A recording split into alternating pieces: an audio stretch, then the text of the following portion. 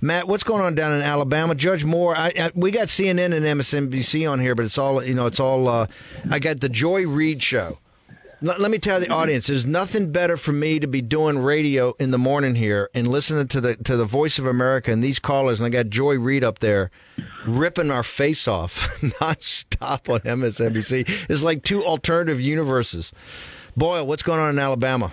Yeah, well, look, obviously the allegations against Judge Moore that appeared in the Washington Post 2 days ago have roiled this Senate race down here. Judge Moore just did his first public event this morning here in Vestavia Hills, just outside of Birmingham. It was a Veterans Day event at the local public library, and there were about 50 to 60 supporters for Judge Moore who were there in attendance. And I think there were more media people there than it had to be 60. It had to be 60 to 100 media. It was on TV. It was the opposition party in full force, my friend. Right? Amen, brother. If you think they're fair and anything, like let's cut to the chase here.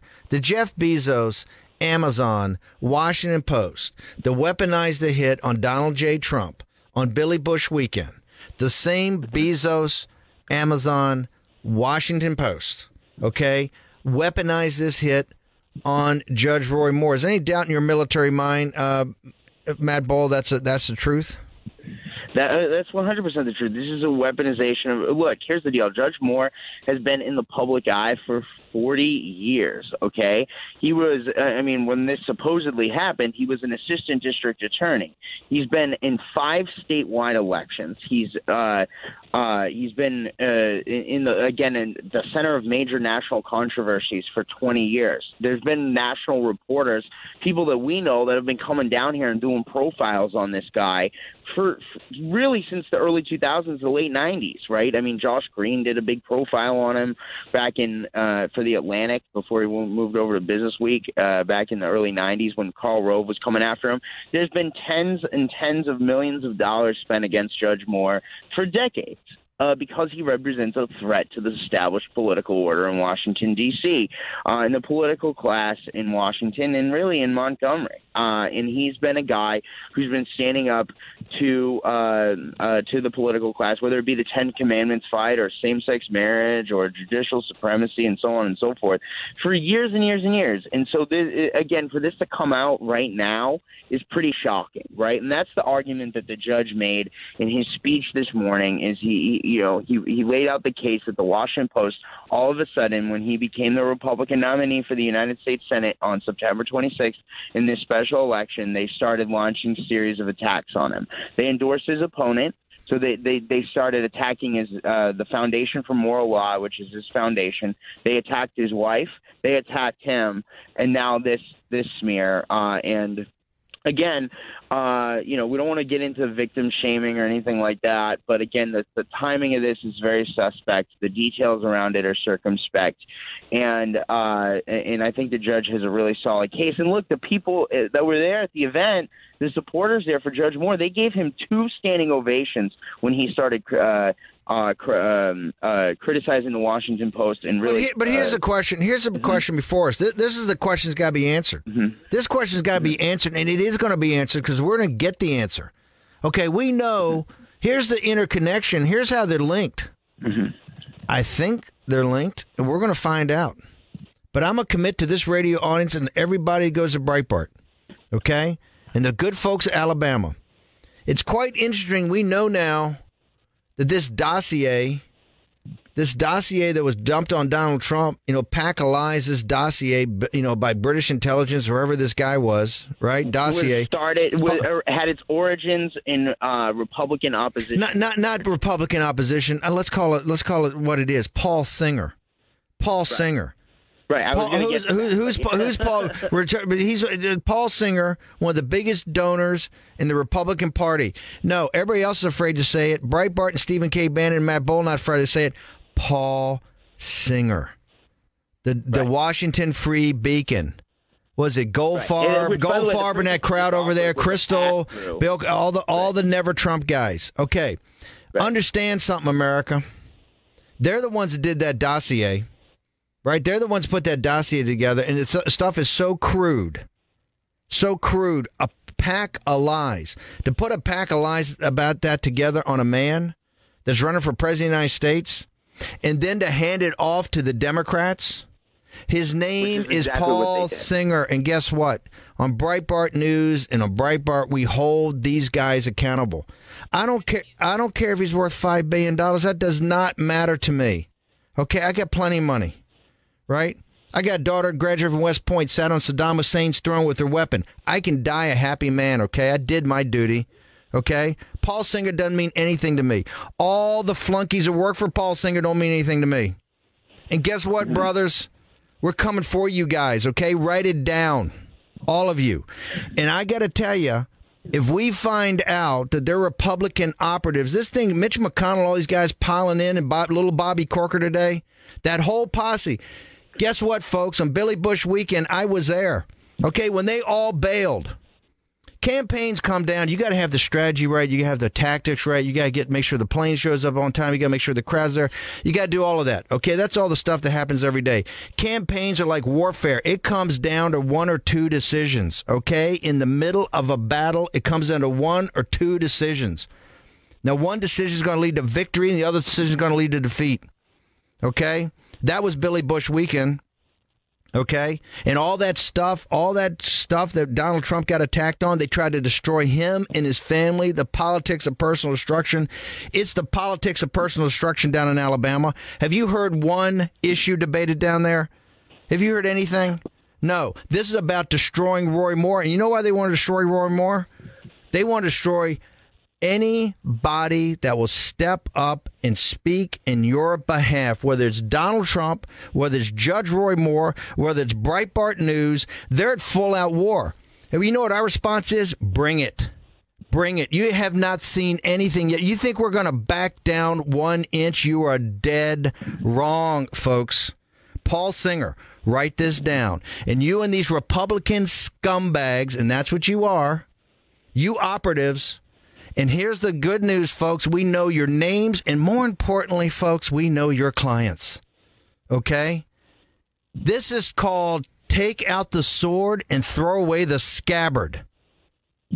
You want war, Republican establishment? You're about to have war. Okay? And you have misjudged people dramatically because you think we're going to back down. This is not Mike Pence. Okay? This is not Mike Pence. We are not backing down 1 inch. Mitch McConnell, you're like a deer that's been shot. You're just going to bleed out, brother. You're just going to bleed out. I got you, okay? You're done. You think you're going to do that and bail on this guy? You're blaming us now for 5149? No. It's the Republican establishment. It's going to be proven, and we're coming after you. Boy, you got me all worked up now. Dude, I got to say, Steve, that was about as honey badger as it gets right there, brother. But look, here's the deal. I think one of the things that Judge Morris talked about in his event this morning was that there are investigations underway, and we expect that there will come out evidence that demonstrates the collusion between the Democrat establishment, the Republican establishment, and the media. This is the global elite, and this is why we call them the opposition party. Those 50 vultures that were there today, it's the opposition party, and they're working for this globalist. By the way, I want to make sure people understand. Paul Singer and Mitt Romney, you can't hide behind these little scumbags you got working for you anymore, okay? We're naming those guys. We're going to name all the clients. It's all going to come out. It's all going to come out. You're going to be held accountable. Okay, Mitt, you're not going to be able to walk in with a little button down and all the little nice sweater and the comb hair. You're going to send your attack dogs. You're going to get called out, brother. Okay? Paul Singer, you can't hide behind your money. Your money doesn't mean anything. It's the day of the internet. Doesn't mean anything, brother. All those hacks you got with the Washington Free Beacon and all these other hacks you've been paying, hey, doesn't mean a thing. So what we tell you guys right now, bring it. Bring it, brother. the other thing I would just add is that, look, and this was a point that the chairman of the campaign, Bill Armistead, made as he was introducing Judge Moore, is that, look, Judge Moore's a good man, and he hasn't run a negative campaign. He hasn't put up these nasty attack ads that have been run against him. They ran $30 million of attack ads against him in the primary and the runoff. And look, now they're going to do it again. The entire political class is trying to take this guy down, just like they tried to take down Donald Trump. And Judge Moore's response to that is to focus on the issues. While he addressed this for 4 or 5 minutes of his 30-minute address this morning, he spent the entire speech talking about veterans and Veterans Day and recognized all the veterans in the room. There was a guy who served with him in Vietnam. Matt, we got to jump. We're going to come back to you next hour. Matt Boyle live in Alabama, where it's all on the line, folks. Go back to Alabama with Matt Boyle. So, Matt, give me the assessment. More shocked. I mean, they're all down there. All the pack of hyenas in the opposition party are all down there thinking that Roy Moore is going to crater in front of them, right? Yeah, and I think he really handled himself well this morning. I think he did about as good as he could. Look, he had this long-time scheduled event that he was going to do for Veterans Day with a local Republican club at and a lot of different veterans were there, including somebody who served in Vietnam with Roy Moore.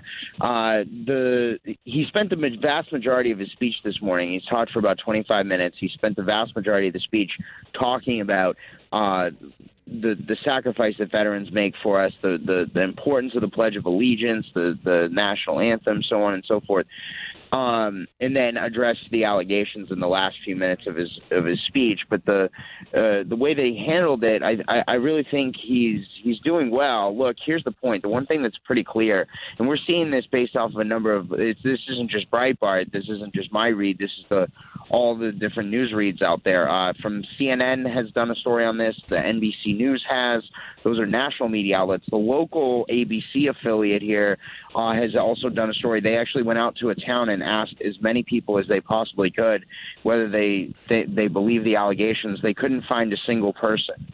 That's the local ABC News affiliate here in Alabama that tried to, in Columbiana, tried to find a single person. They couldn't find one person who believed the allegations against Roy Moore. The NBC News says that people are staying with Roy Moore. The voters are sticking with him. CNN says that they're sticking with him. I don't think that this is going to really backfire on him that much. Sure, it set his campaign into a little bit of a tailspin, and so you saw the polls tighten a little bit after this. But I think if he gets back on track and focused on the message, again, on the core message of things like securing our country on immigration, rebuilding our military, doing tax reform, and so on and so forth. Those are the things that he wants to talk about. If he can get back to talking about that stuff, he's going to have no problem on December the 12th.